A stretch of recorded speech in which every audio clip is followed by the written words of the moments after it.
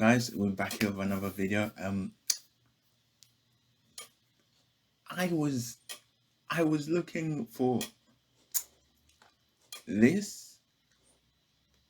I was looking for this channel, so I found it because on my main account that I use when I'm like watching YouTube and stuff, I found that channel, so I wanted to bring it up on my react so we can react to it. And I saw this.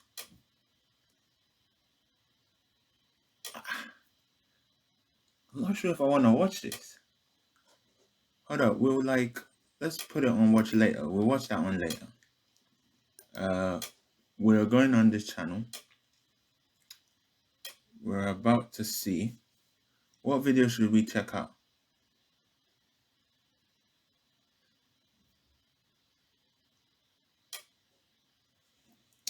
Firstly, hold up. Firstly, let's check out. Hold up, let me see if is my stuff recording. I want to make sure. Yeah, okay. Okay, firstly, let's check.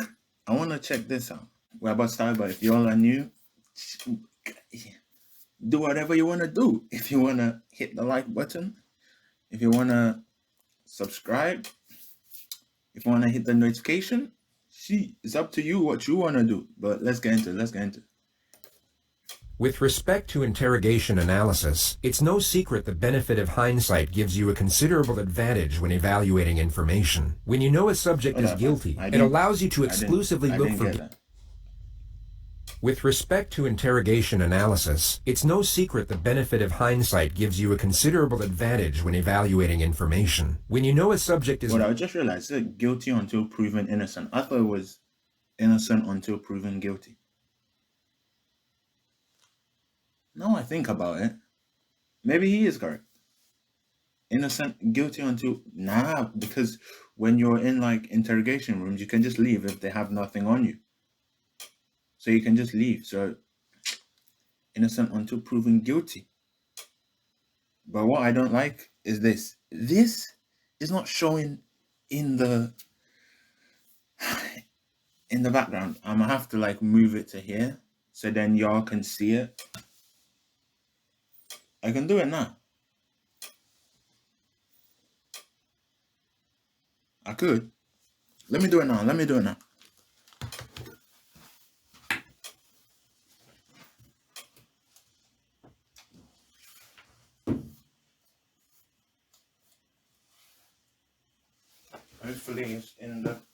Hopefully it's in the frame.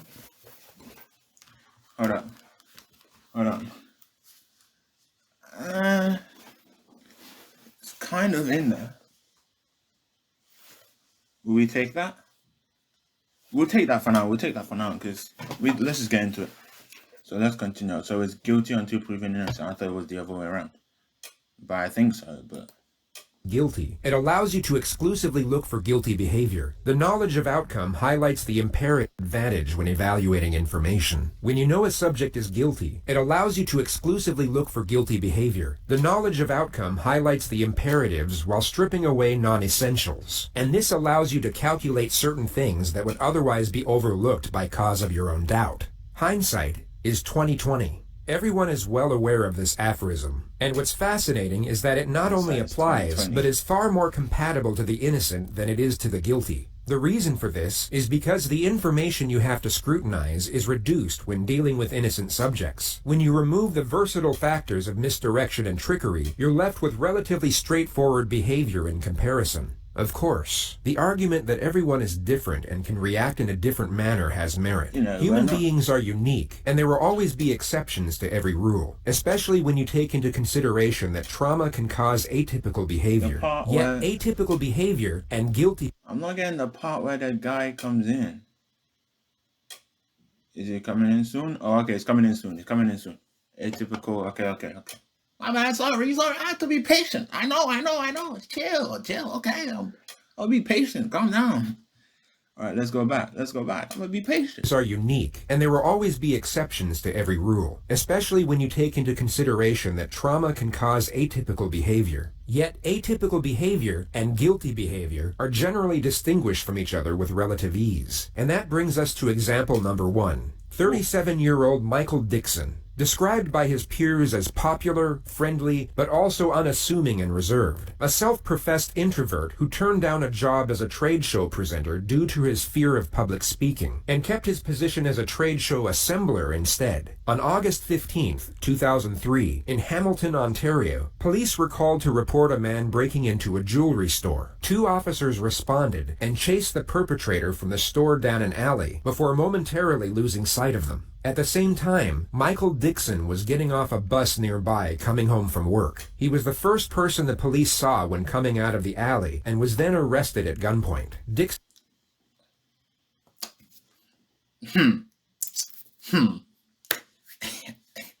Was he arrested because he was the first one they saw, or was he arrested because, you know, he was black?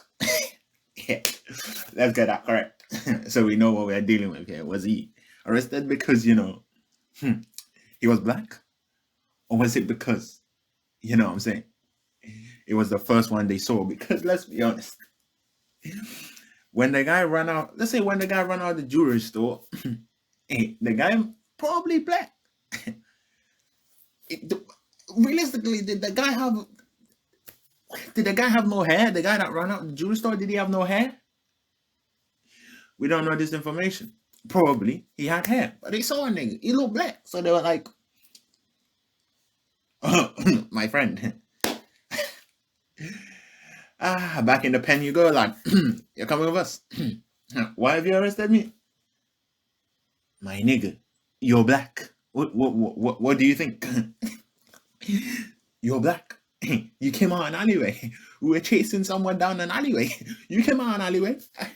You're black. He was black as well. So we're arresting you. I mean, he had hair. Yeah, when we chased him, he had hair. But you don't have hair, but you're black. So I'm saying we gotta take you in. No, I'm playing. But he was at the wrong place at the wrong time. That's just what it is. He was at the wrong place at the wrong time. Dixon voiced his innocence, but didn't resist arrest, and stated he would help in any way he could. He was taken to... He didn't resist arrest. That's a nice civilian. That's a nice civilian. Not resisting arrest. It's a nice civilian. Nice civilian to not resist arrest. Okay. To the Hamilton police station and questioned 2 hours after his arrest. Cheese. You see that camera action? Shoot, that's some Hollywood production.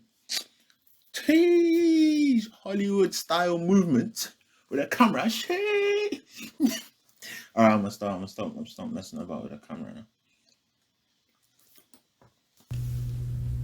Bro, we haven't even got that far into the video and I've already, like, bro, look, we haven't even, oh shoot. Okay, that just went all wrong. We haven't even made it that far, look. And I've already literally, Sorry to keep you waiting, Michael. It's okay. One could advocate this as a common policing misstep if it weren't for the suspect being described as a small white man in the 911 call. As well as not being white, Dixon is 6'3". This detective has either forgotten standard procedure to review the call to dispatch, or for some reason decided to reject it as evidence altogether. No, I told you. It's because he's black. It's because he's black. I told y'all. It's because he's black. They said that nigga was white. That nigga is a 6'3", but you arrested him? Oh no. It's because he's black. It's because he's black. I'm just saying. Like, it's fine to be racist. I mean, you can be racist. It's your own thing. Like, if you want to be racist and stuff, it's up to you. But that nigga definitely racist. We know that nigga racist. Definitely. Like, as a police officer, aren't you like meant to like evidence? Take it all in? Yeah, that nigga definitely racist. I'm not having it. He's racist. Michael is informed the room is being recorded and then read his rights. He asserts he is willing to speak with a detective and help with the investigation. Okay. Why we're here is because earlier tonight you were arrested for breaking into a I jewelry arrested store you in because Judge Street South. I'm racist. Do you want white? Your innocence But I don't in give a doing shit. this, quite frankly, isn't an issue. The evidence I have is, frankly, conclusive and overwhelming. Okay? Yeah. Listen. This is literally, this is what people do. Like, my dad always does this. He does this as well. Like, literally, something goes missing, money went missing or something. He said it was me. Basically, me and my brothers were sitting watching TV. My brother had like £5. He put it on the couch thing, the end of the couch. The money falls down. I think went inside somehow. The money went inside the cushion, the sofa. I think it fell down the side and went inside the sofa. Bro, my dad pressed me about this situation. He was like, "You took the money." One time, nighttime, I was packing like clothes. He came downstairs, started pressing me that I took the money. I said I didn't take it. He said, I have camera footage of you taking the money. I have cameras in the living room. I was like, yeah. Well, clearly you don't, because if you did, you would know I didn't take no money. It's like, that's what they do, bro. That's what they do. And if you are lying, bro, if you are lying about something and they say that, you're literally caught in two minds, because you're like, they could be lying. You're like, they could be lying, but at the same time, they could be telling the truth. At the same time, they could be lying, but at the same time, it's like, maybe they did see me. Maybe because you're lying, you're just like, you give in. But if you're not lying, watch his reaction, bro. Watch his reaction. Watch his face. Frankly, conclusive and overwhelming. Okay? There, you saw that. That eyebrow movement, bro. That's because he knows. It's like, how have you seen me when I came off a train? Sorry, but what the hell? So I'm not even going to ask you if you did it. What I have to ascertain here is what kind of guy you are. What I have to ascertain. The subject maintains a forward-leaning posture and keeps his eyes both in contact and on the same level as the detective's. He displays self-confidence and poise, while it's the detective, in fact, who self-confidence, because he know he didn't do none.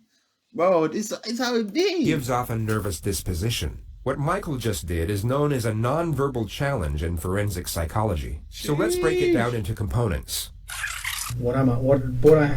In the next moment, the detective will shift in his seat to adjust his position, and at the same time break eye contact to look somewhere in this direction. Michael's exaggerated head movement that follows isn't for the purpose of maintaining eye contact. He could maintain it while keeping his head perfectly still. It is in fact to let the detective know he is maintaining eye contact. It's a way of asserting dominance in the exchange. He is telling the detective that he is the more confident person in the room at that moment. What I have to ascertain here is what kind of guy you are. Whether this is, you're like a serial I know. burglar, and this is In what his you do head, he all wants the to time, suck at or it. whether this is a one-off thing because of the power cut and everything that's going on tonight. That's all we're here for. Okay, I understand your position. Like I say here, I didn't do it. I know. His brain in his head, he's like, bullshit. In his head, he's like, boy, this is BS. Don't let me suck your ass, Nick. You're lucky you in. Bro, he is pissed. He is pissed. Bro, he's pissed. I would be too. I didn't do it, and you've heard that a million times, I'm sure, in your career. But it's just, ask me questions. That's all I can do is answer them, I guess. I've got no questions to ask you. I mean, why did you do it? That's basically it. That's my only question. I'm coming from that position, and since I'm saying I didn't do it, I really don't have an answer for you except to say I didn't do it. I guess we haven't really got a great amount to talk about. Yeah, it's like I said, whether you did it or not isn't up for discussion. Okay, well. It's really not.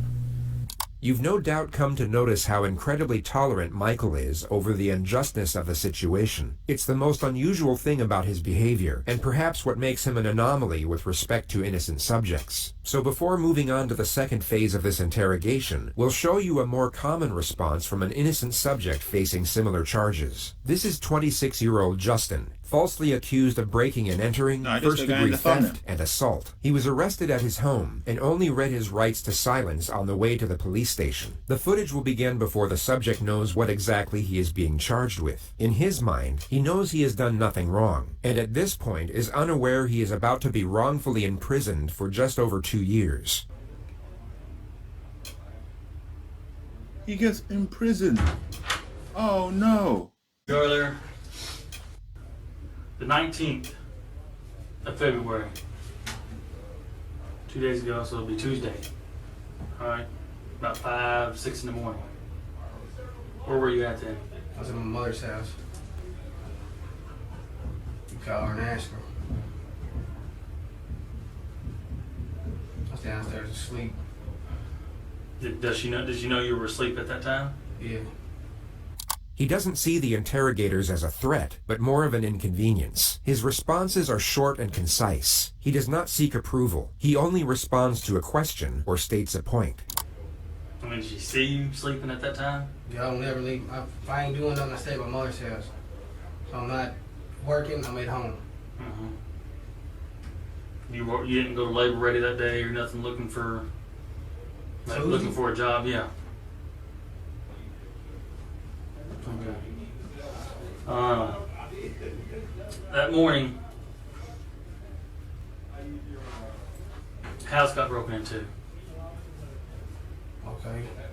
The detective's strategy is to reveal the charges in a periodic manner. Getting a confession to one charge at a time is far easier than gaining admission to all of them at once. The plan is to reveal the break-in and robbery charge first, then reveal the assault at a later stage. The detective goes on to explain that the accuser named Candy said she saw him loitering around her house in the evening hours of the night, and a short time later witnessed him break in and steal a multitude of valuable items. The detective then explains that she picked him out of a 12-picture lineup of suspects. She says you broke in this apartment. Okay, well tell me why. Justin is now aware of the burglary charge, which holds a possible 20-year prison sentence due to previous convictions. He will now begin to forcefully assert his innocence, and each time he does so, will bring forward his... Oh wait, so he's been like charged before? He's had other convictions before, I think. And that's why he's getting those two. Damn. That must be painful. Posture and strengthen his vocal emphasis while making the assertion. Alright, so I mean, she's saying that I was there before? Is that what she's saying? She's saying she's seen my face before the break-in happened? Yeah. I didn't break in her house. I don't know who she is. I don't know what you're talking about. I don't Tell know him, no girl named Candy. None of it. Tell him, nigga. Why is she saying that you're... I don't know why she's saying I don't know why I don't know. What were you doing there? I was not there. I don't know this girl Candy. The only Candy that I even heard of is this guy I know named Tim Stahl dates her. The person he just mentioned was the accuser's ex-boyfriend. Okay. That's it. How do you know Tim Stoll? I grew up with the dude, man. The accuser's testimony was later picked apart in court. She was caught lying on the stand multiple times, and Justin was exonerated. He was Damn, she was lying.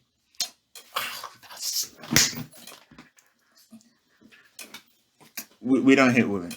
We don't hit women. We don't. proven innocent not just beyond all reasonable doubt, but essentially beyond all doubt. The last thing I heard about them two, she had him arrested for domestic violence. That's all I know about this girl Candy. I ain't never went in that girl's house, none of that shit. I didn't do that shit. As God is my fucking witness, I did not do it. I used to be a piece of shit when I got out of this bitch. I told myself, well, going back. I ain't done nothing but work my fucking ass off the entire time I've been out. Tell him, preach for him, preach. Preach for him. He challenged them. Preach for him. Can you prove, other than You saying you did not? Is it that morning? What can you tell? How can you prove to me that you were at home? How can you prove to him that he was there? You can't just go by what a woman is saying. How can she prove to them that he was there? All you gotta do is call and ask my mother. So you're telling me you didn't step foot out of the house Not 1 foot. Tuesday? Not one. The detective then goes on to reveal Justin is accused of assaulting the supposed victim during the robbery. Take a vanity mirror and you hit her over the head with it and you guys fight. And she got injuries. No, man. And hell no, man. Get her goddamn boyfriend, Tim Stone, and her question him about her goddamn injuries. Look at that straight right there. This sounds like it's a goddamn thing that fucking her boyfriend, Tim Stone, done fucking done something to her, and now they're trying to put it on me. I would be pissed too. I know that's what the fuck this is. And look, that's why we're talking to you, okay? I would No, be this is pissed too. bullshit, man, because I've tried everything in my fucking power to stay the fuck out of this goddamn fucking penitentiary shit. I did not do that shit, man. Okay.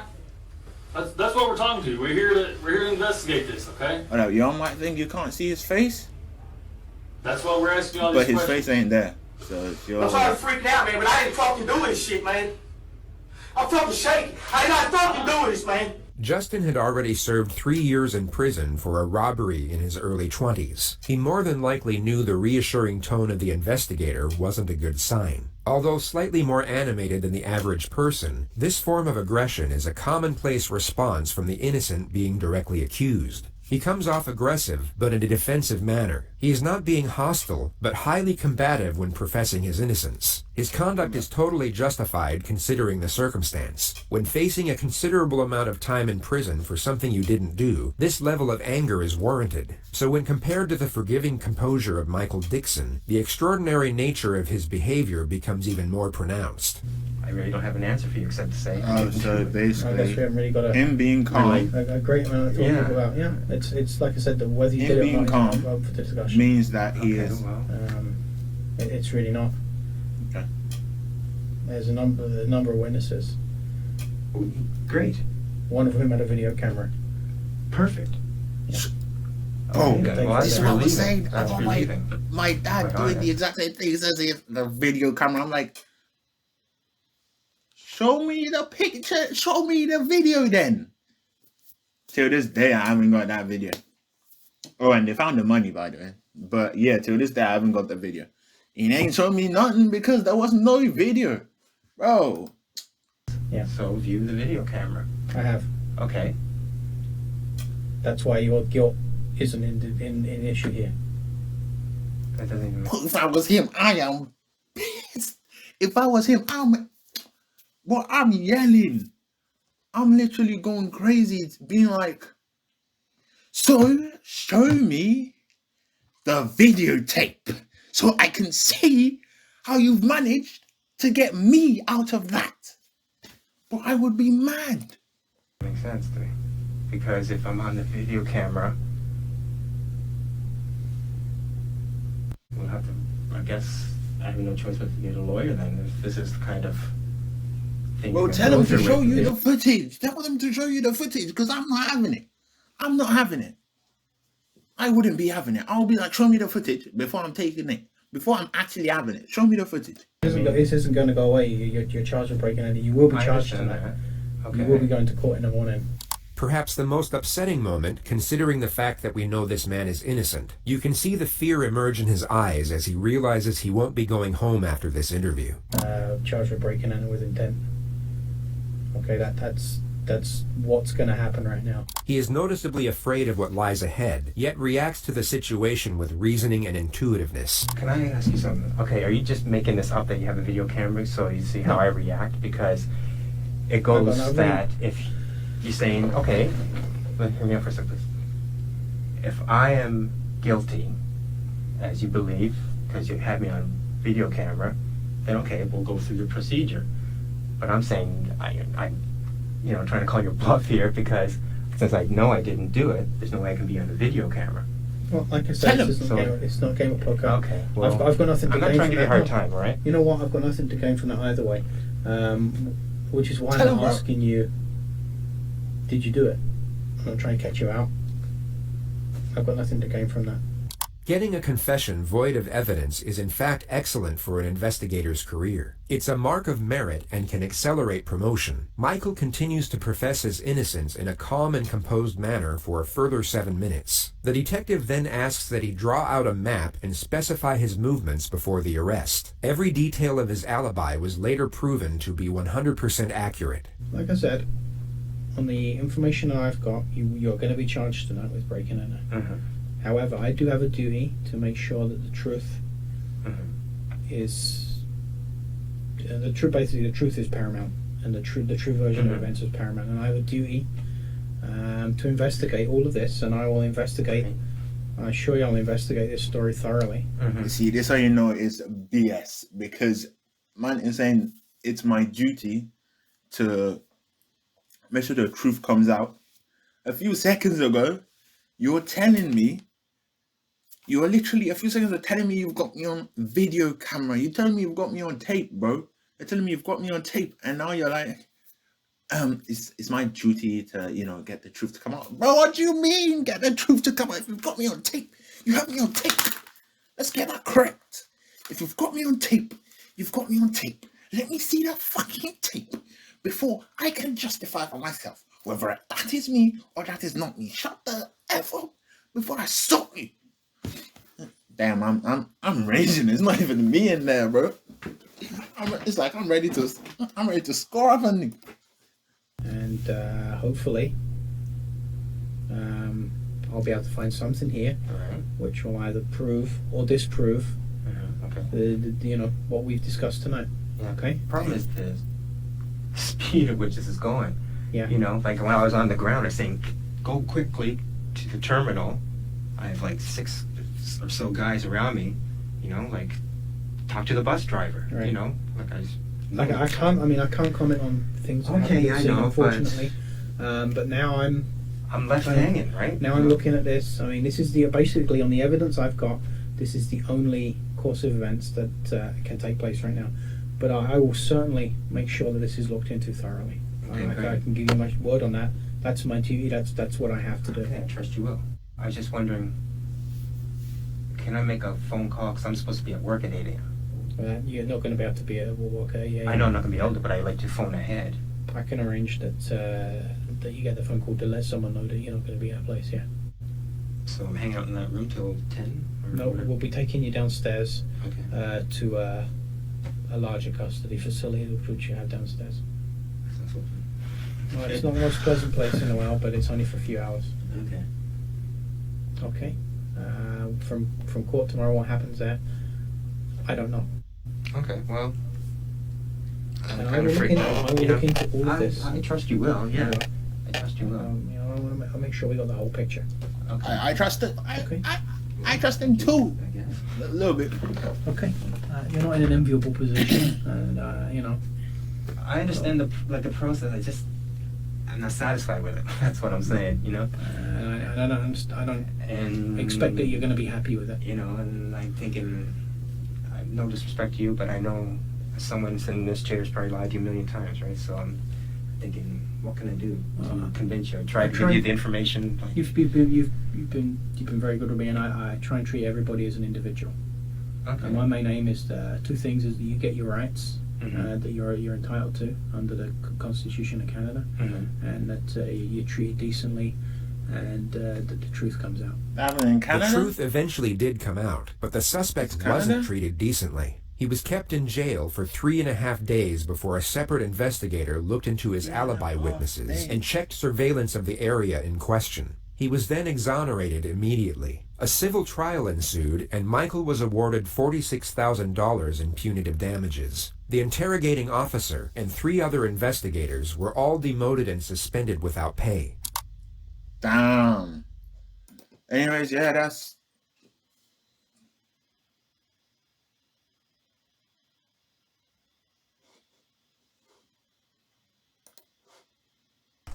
Oh, hello. You must Shut be up, at the you. appointment. 3.28 for doing ASMR. I've seen this woman before, like on another reaction video. We saw her What the, bro? We must be. We need to start doing some ASMR, bro. We're slacking. Whoosh, bro. That. Anyway, yo, thank you all for watching, and hope you like, comment, subscribe, and do all the other stuff if you want to. But yeah, we'll see y'all next time in another video. So yeah, peace.